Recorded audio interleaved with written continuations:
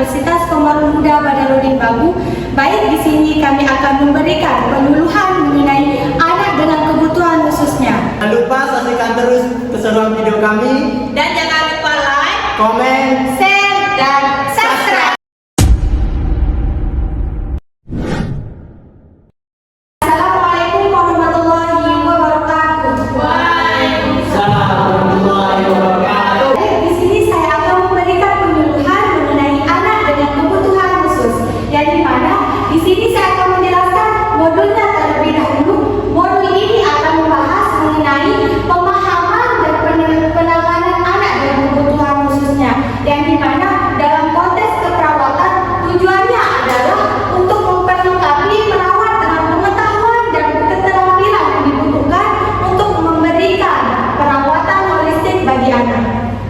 Next, di sini saya akan menjelaskan definisi jenis-jenis kebutuhan khusus pada anak. Yang pertama saya akan menjelaskan definisinya terlebih dahulu. Anak dengan kebutuhan khusus adalah anak yang memiliki keterbatasan fisik, mental, emosional, dan belajar. Yang dimana mereka membutuhkan bantuan khusus untuk mencapai potensi mereka. Ada beberapa jenisnya.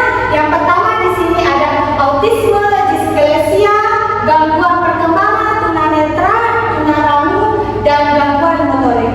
Next, ini ada pemahaman terhadap kondisi anak dengan kebutuhan khususnya. Yang pertama di sini ada aspek medis, yang dimana aspek medis ini adalah untuk memahami kondisi medis pada anak, yang dimana termasuk diagnosis, pengobatan, dan potensi komplikasi. Yang kedua di sini ada perkembangannya, yang dimana untuk memahami perkembangan anak dalam konteks keterbatasannya. Yang termasuk di sini adalah milestone perkembangan dan potensi keterlambatannya.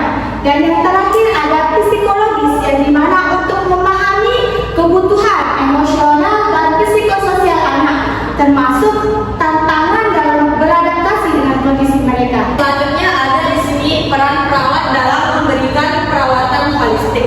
Di sini pertama itu adalah aspek fisik, berikan perawatan medis yang sesuai dengan kebutuhan anak, seperti pengobatan atau penanganan luka.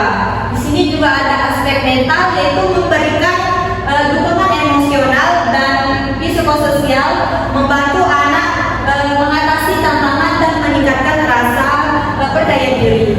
Aspek keluarga yaitu memberikan edukasi dan dukungan kepada keluarga tentang cara merawat anak atau menciptakan lingkungan yang mendukung perkembangannya.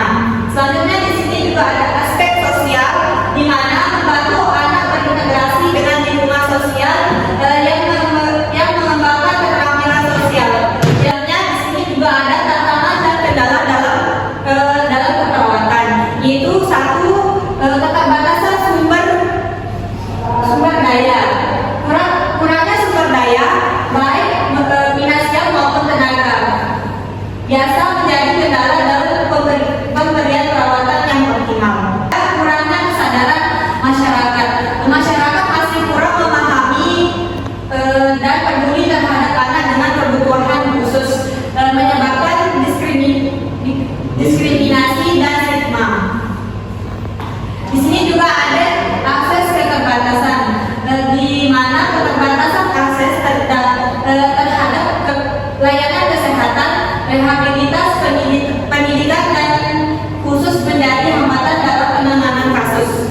Next, di sini juga ada strategi komunikasi yang efektif dengan anak dan keluarga. Satu yaitu bahasa tubuh, di mana bahasa tubuh ini menggunakan bahasa tubuh yang positif dan mendukung dan hindari gestur yang menakutkan atau agresif.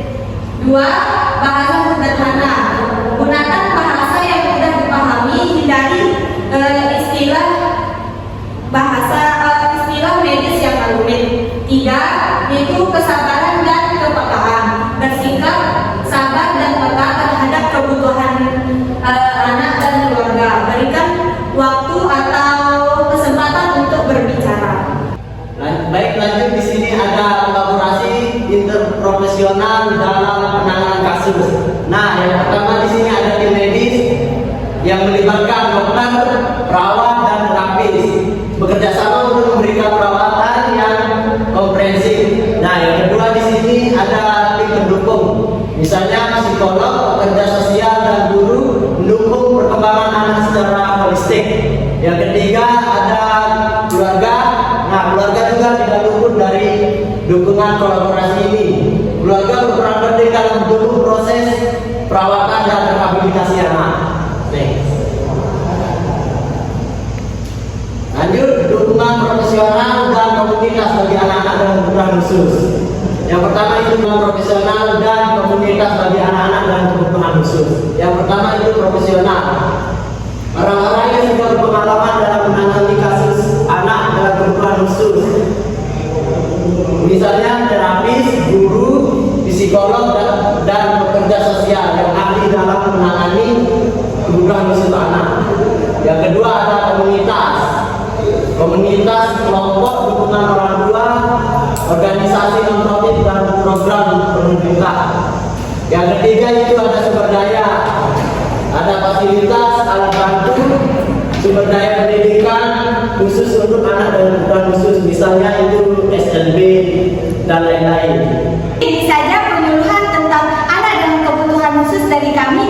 Sekiranya ada yang belum jelas bisa ditulis di kolom komentar.